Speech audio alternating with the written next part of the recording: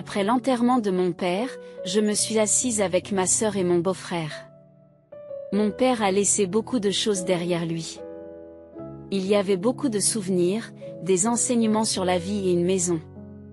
Ma sœur a déclaré avec assurance. Le testament l'indique, mais c'est moi qui hériterai de tous les biens de mon père. Normalement, les biens sont d'abord transmis aux enfants. Il n'est pas question que tous les biens te reviennent à toi seul. Cependant, le testament précise que tous les biens doivent me revenir. Je crains que vous ne puissiez pas changer cela. Contrairement à nous, vous êtes célibataire et vous travaillez. Nous devons subvenir aux besoins de notre famille. Nous avons besoin de cet argent.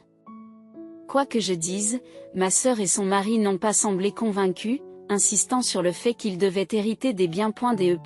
A-t-elle déclaré avec audace, nous avons même un avocat. Je n'étais pas obsédée par l'héritage, mais je ne pouvais pas pardonner l'attitude antérieure de ma sœur à l'égard de notre père. C'est pourquoi je voulais honorer la volonté de mon père et ne pas lui céder les biens. Malheureusement, le droit d'héritage appartient à Jennifer. Soudain, un homme est apparu et a révélé ce fait choquant. Tout le travail d'aujourd'hui est terminé. Ah, bon travail. Comment cela s'est-il passé? J'ai décroché 3 nouveaux contrats, dont un avec un gros client. C'est impressionnant pour un nouveau venu. La fin de la journée est passée, vous pouvez donc rentrer chez vous. Vous ne rentrez pas encore chez vous, directeur? Je partirai dès que j'aurai terminé. N'hésitez pas à aller de l'avant. J'ai compris. Je vais donc prendre congé. Avec la permission du directeur, je quittai l'entreprise en premier. À eu crépuscule, les rues étaient animées par des gens qui se dépêchaient de rentrer chez eux. Plein d'énergie. Je m'appelle Jennifer White.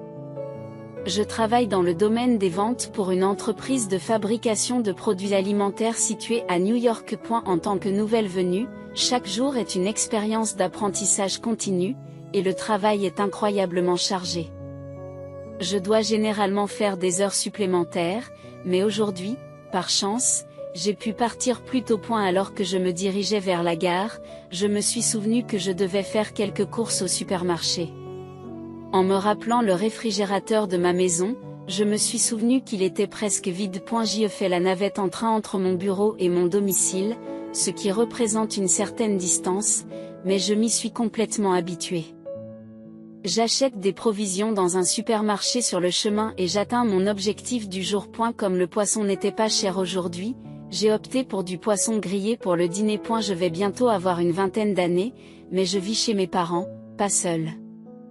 Il y a une raison particulière à cela. Permettez-moi de commencer par une histoire de mon passé.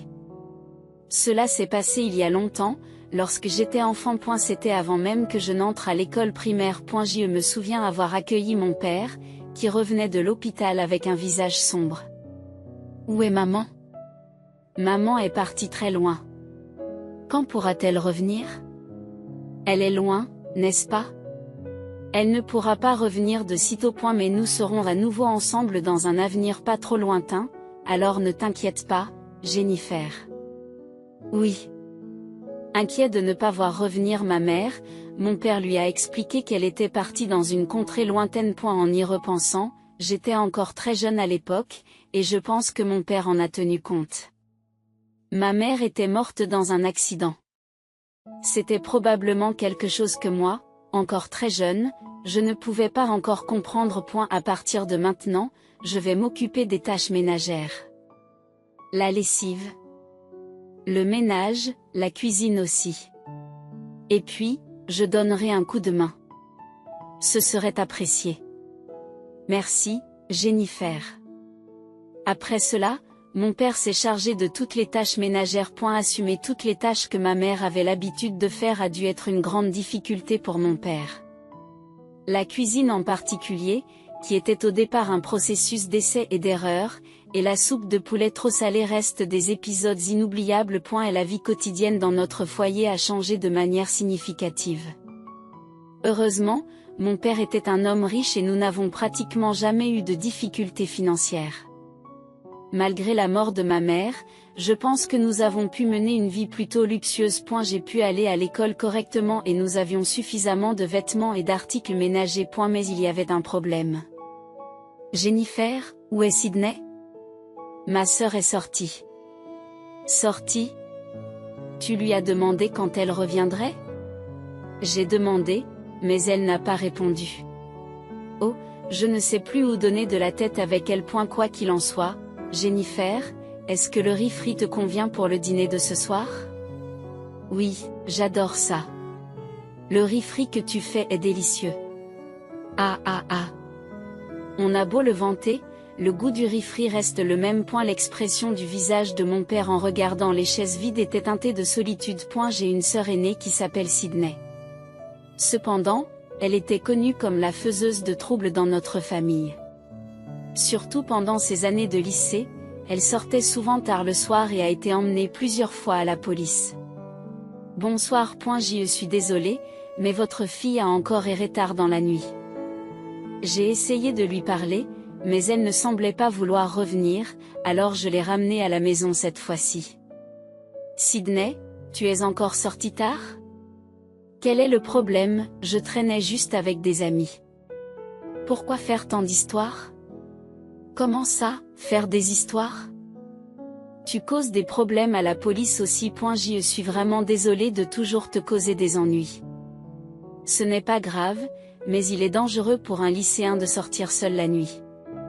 Faites attention à l'avenir, et je vous le ferai savoir. Oui, je suis vraiment désolée. Sydney, tu devrais t'excuser. Coche. Sydney.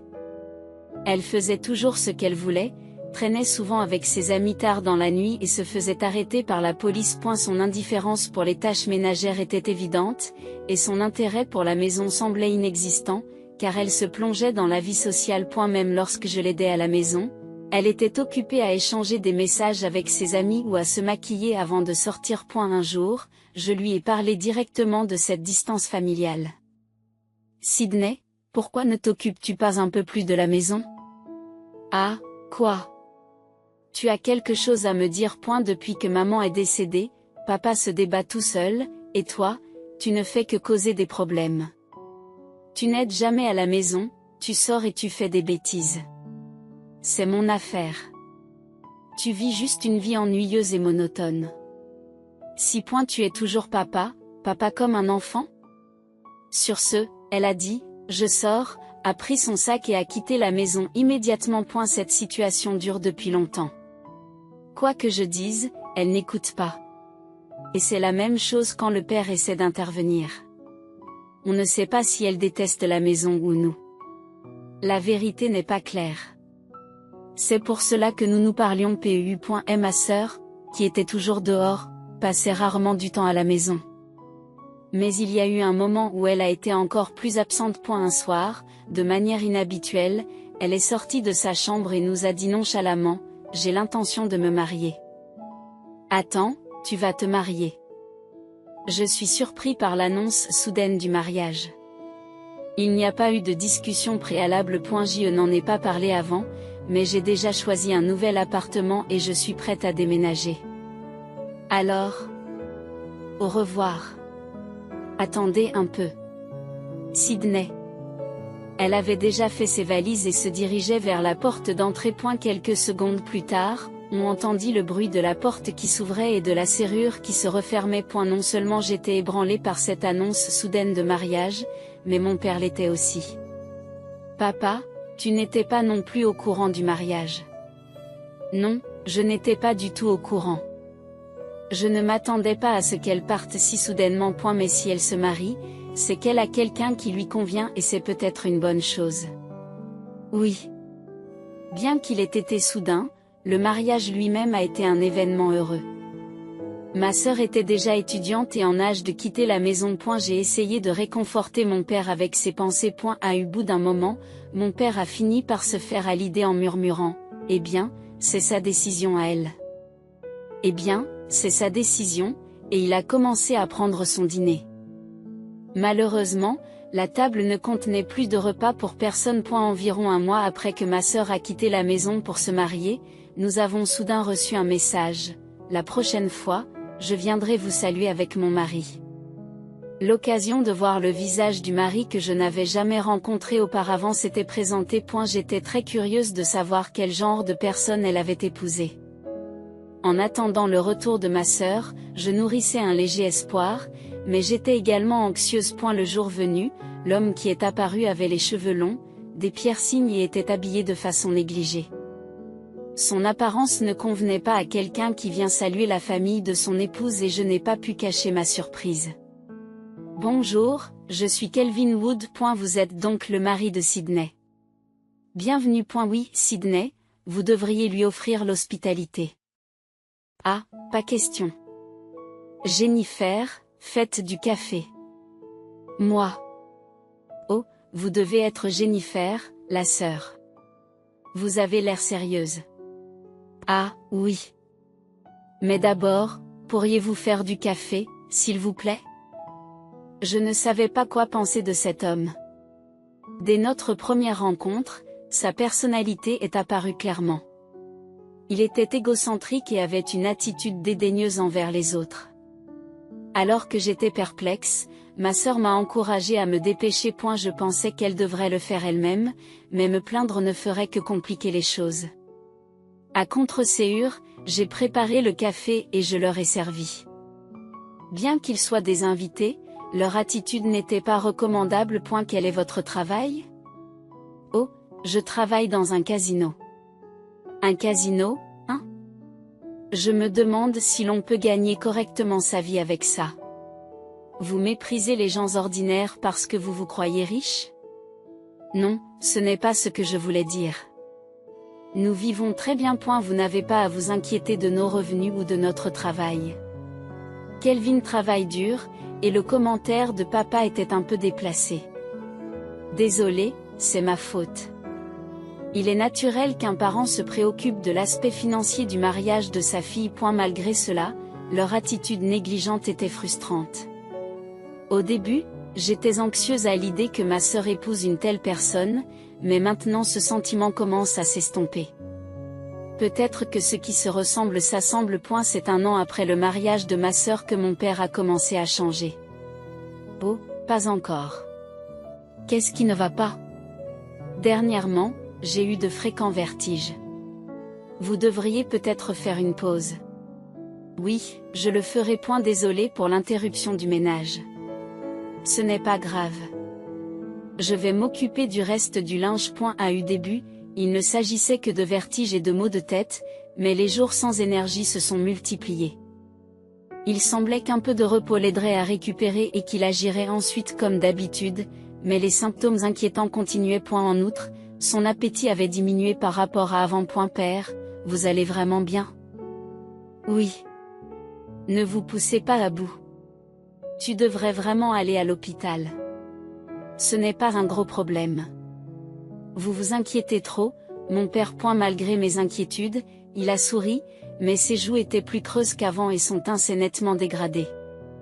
Il commençait à oublier des choses plus souvent et s'asseyait souvent tranquillement sur une chaise. Puis, le moment inévitable arriva. Père, vous vous êtes réveillé? Où suis-je? Vous êtes à l'hôpital.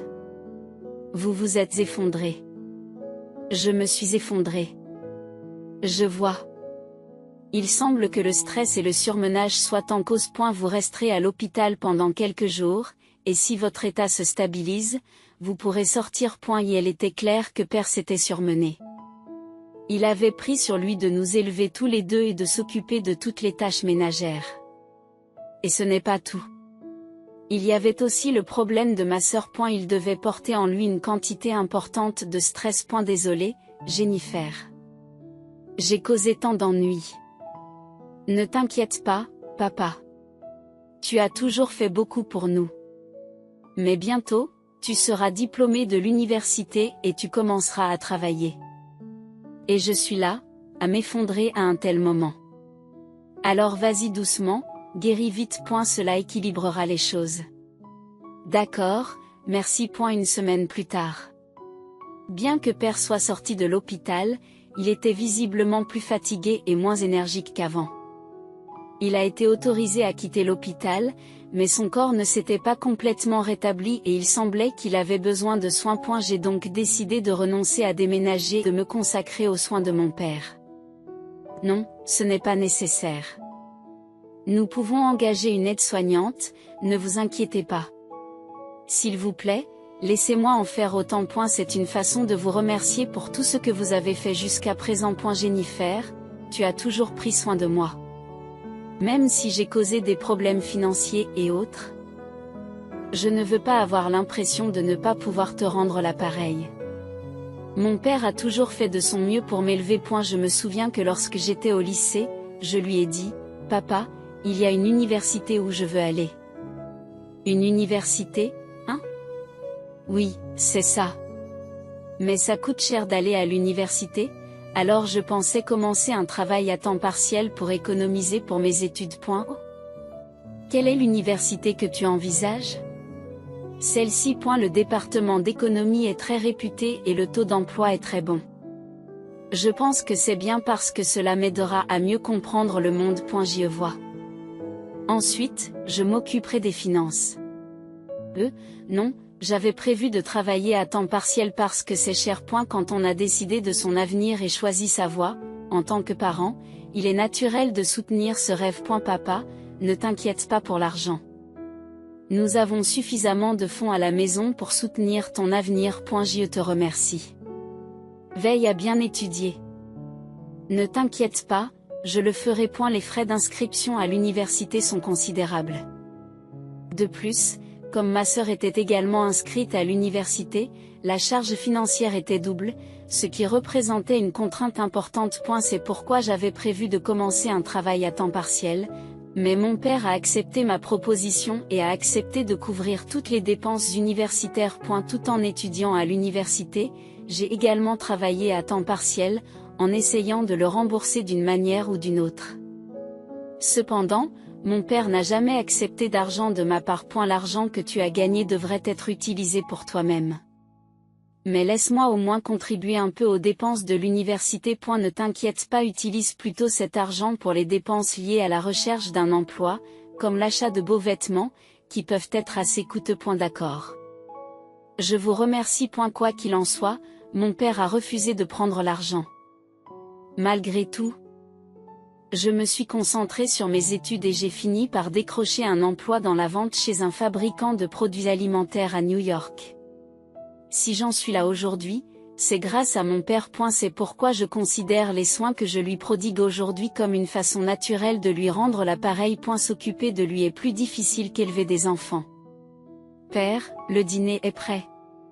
Voulez-vous manger? Oui, je vais manger. Attention, c'est chaud. Mangez juste ce que vous pouvez. Je vous remercie. Alors que je me consacrais aux soins à la maison, ma sœur ne s'était pas montrée à la maison depuis que notre père était tombé malade. Je l'ai contacté immédiatement lorsque mon père s'est effondré, mais sa réponse a été d'une froideur dépassionnée. Vraiment? Mon père s'est effondré. Ne vous inquiétez pas. Il a eu ce qu'il méritait. Il s'est déplacé tout seul et s'est effondré tout seul. Je ne vais pas m'occuper de lui. Ne me contactez pas pour ce genre de choses. Au revoir. Sydney. L'appel s'est soudainement terminé et j'étais à court de mots. Il n'y avait aucun sentiment de gratitude envers le père qui l'avait élevé. Comme ma sœur n'était pas impliquée, son mari, Kelvin, n'a pas non plus participé à la prise en charge de l'enfant. Je me suis donc retrouvée à assumer seule toutes les responsabilités de la prise en charge. Tout en continuant à faire de longs trajets pour me rendre sur mon lieu de travail, je m'occupais de mon père, ce qui était la raison pour laquelle je restais à la maison. Une année s'est écoulée, malgré mes efforts, mon père est décédé. Et il semble que son cœur ait été mis à rude épreuve et que sa fin ait été inattendue. Malgré cela, il s'est toujours préoccupé de moi jusqu'à la fin. Mon père était vraiment une personne merveilleuse. De nombreuses personnes se sont rassemblées lors de ses funérailles et ont exprimé leur tristesse à l'égard de sa disparition. J'ai entendu des remarques telles que « c'est trop tôt, vraiment ?» et « j'aurais aimé que nous parlions plus souvent ». J'étais heureuse de voir que mon père était aimé par tant de gens. Et ma sœur, qui ne s'était pratiquement pas impliquée jusqu'à présent, et son mari ont également assisté aux funérailles. Vous êtes venu à l'enterrement? Oui, bien sûr. Après n'avoir montré aucun visage jusqu'à présent. Eh bien, je ne me souciais pas de papa. Quoi? En plus, maintenant qu'il est parti, il y a un héritage, n'est-ce pas? Quand est-ce qu'on s'occupe des procédures? Tu es revenu, juste pour l'héritage. Qu'est-ce qu'il y a de mal à cela? Je n'ai pas pu cacher mon étonnement. Et ma sœur, qui avait autrefois ignoré l'affection profonde de notre père, semblait maintenant n'en vouloir qu'à ses biens. Père était un homme riche, et il était clair qu'il avait laissé derrière lui une fortune considérable. Kelvin ne s'opposait pas à cet état d'esprit et était manifestement désireux de mettre la main sur l'héritage dès que possible.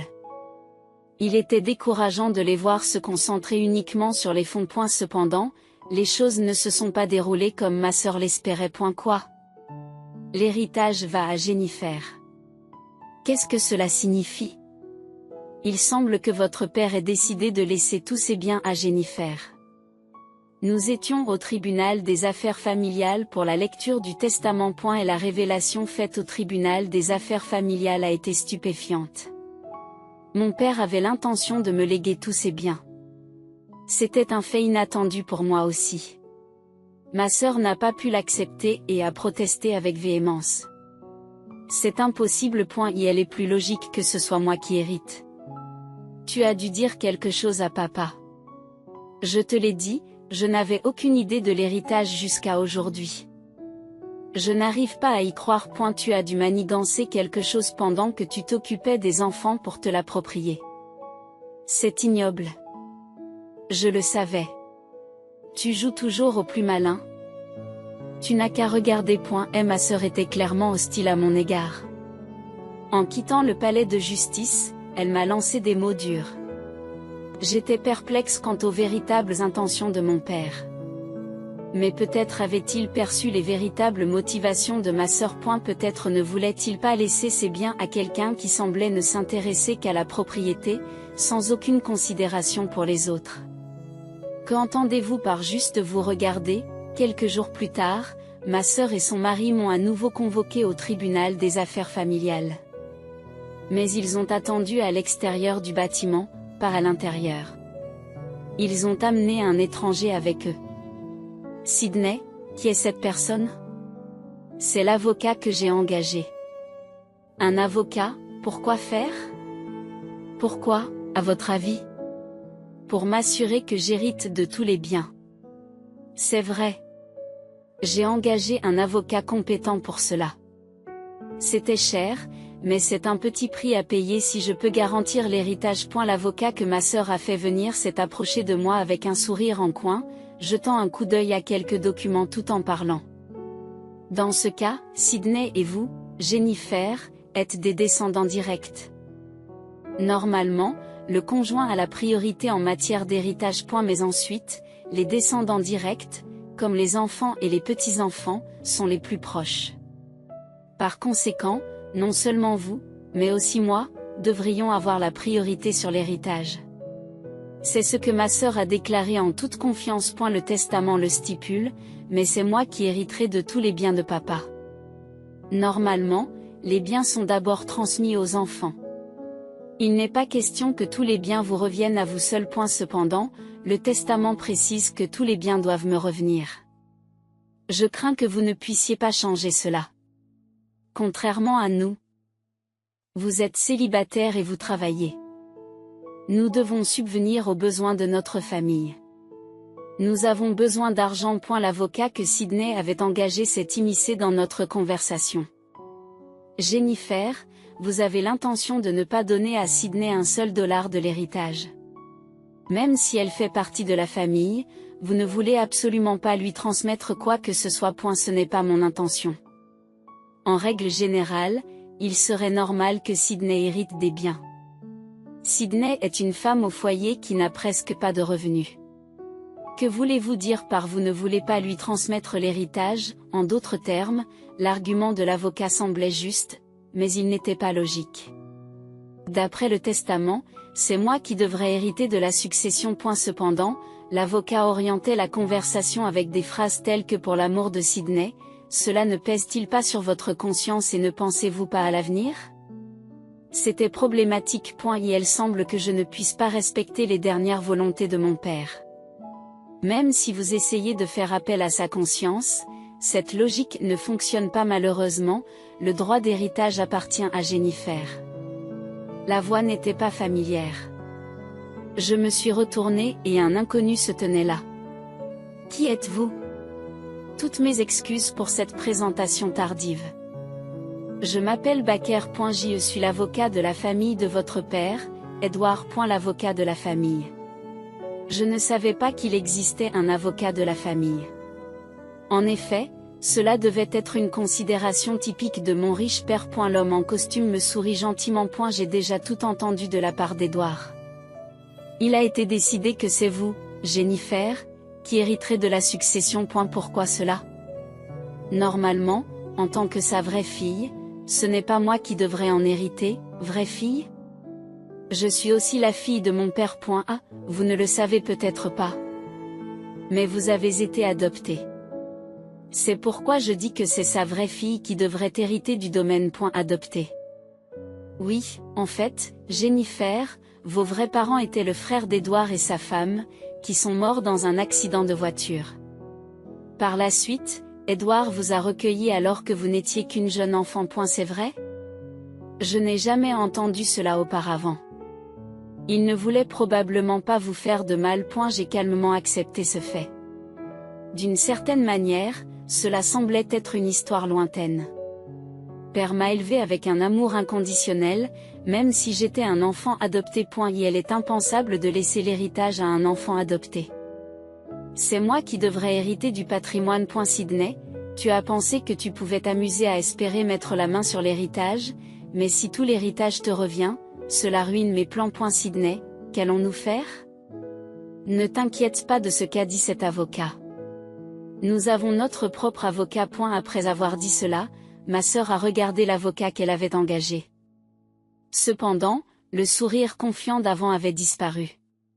Son avocat était visiblement ébranlé et transpirait abondamment. Je ne m'attendais pas à ce qu'ils aient un avocat pour défendre nos droits correctement. Je suis désolé, mais notre position est désavantageuse. Je ne peux plus être impliqué. Attendez un instant. L'avocat a rapidement quitté les lieux et Baker est apparu quelque peu exaspéré. Je ne sais pas où vous avez engagé cet avocat, mais il ne semble pas digne de confiance. Il a probablement pensé qu'il pouvait tromper les gens ordinaires. C'est donc pour cela qu'il a cessé de parler après l'arrivée de Baker. Oui, les avocats ne sont pas toujours d'accord entre eux, après tout. Et j'ai payé cher pour l'engager. Et maintenant? Je t'ai épousé pour l'héritage, et maintenant tout est fichu. Que voulez-vous dire par là? Tu crois qu'il y a une autre raison pour laquelle j'épouserais quelqu'un d'aussi égoïste que toi? Oublie ça. Si je ne peux pas avoir l'héritage, je demande le divorce. Attends, Kelvin. Cette tournure des événements était inattendue. Je n'aurais jamais imaginé que même le mari de ma sœur en avait après l'héritage. Il est probable que ma sœur se soit toujours vantée en public de la richesse substantielle de notre père, l'exhibant pour attirer l'attention. C'est ainsi qu'elle a fini par épouser un homme qui était attiré par la perspective de cette richesse. Cependant, lorsqu'il est devenu évident qu'il n'y avait aucun espoir qu'il obtienne l'héritage, il a disparu sans crier gare. À la fin, il ne restait plus que nous trois, ma sœur, moi et Baker. L'avocat que mon père avait engagé. Ma sœur a dit avec anxiété, si ça continue comme ça, je n'ai nulle part où aller. Je n'ai aucun revenu. Et en tant que femme au foyer, il est difficile de trouver un nouvel emploi. J'ai simplement répondu, oui, a-t-elle poursuivi. Alors, pourriez-vous avoir un peu de pitié et partager une partie de l'héritage avec moi? Je ne demande pas la totalité. La moitié ou peut-être un tiers suffirait. J'ai eu du mal à sympathiser avec elle et je lui ai dit, je suis désolée, mais honnêtement, je ne t'ai jamais considérée comme ma sœur bien-aimée. Tu as toujours été un fardeau pour mon père et les gens qui nous entourent, et je n'ai aucun souvenir de toi essayant d'aider notre famille. Elle rétorque avec tristesse. Ce n'est pas vrai. J'ai continué. Tu ne t'es jamais occupé de papa et tu n'es même pas venu à l'hôpital quand il est décédé. Tu n'es venu qu'à l'enterrement. Tu n'as jamais fait un seul acte de piété filiale. C'est probablement la raison pour laquelle papa a également remis en question le fait de te laisser un quelconque héritage. Furieuse, elle a répliqué. Et toi, Jennifer? Tu ne veux pas aider une sœur dans le besoin, j'ai répondu calmement. Je ne suis qu'une personne, et franchement, j'en avais assez d'avoir une sœur comme toi. J'hériterai des biens selon le testament de mon père.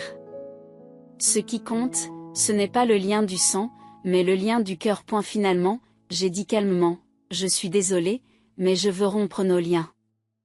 Je ne veux plus avoir de contact avec vous. 5 années se sont écoulées depuis. N'ayant pas réussi à obtenir l'héritage et son mariage ayant pris fin, ma sœur mène probablement une vie tranquille dans la maison familiale. Comme j'ai déménagé il y a de nombreuses années, je n'ai aucune connaissance détaillée de sa vie actuelle. Maman. Lisa, dit mon fils en apportant un livre d'images. Ah, celui-ci contient un monstre. Tu aimes vraiment les monstres, n'est-ce pas? Ai-je répondu. Oui, j'adore quand maman fait semblant d'être un monstre. Mon fils était tout excité. Oh, vraiment, tu aimes que maman fasse semblant d'être un monstre? Grrr, ai-je grogné en jouant. C'est amusant de lire des livres, mais c'est bientôt l'heure du dîner. Rangeons les jouets. Déjà? Est-ce que je peux tout ranger à temps? Se demande mon fils, l'air un peu inquiet. Oui, tu peux le faire. Je l'encourage. Aujourd'hui mariée et mère de famille, ma vie est remplie des joies d'avoir une famille.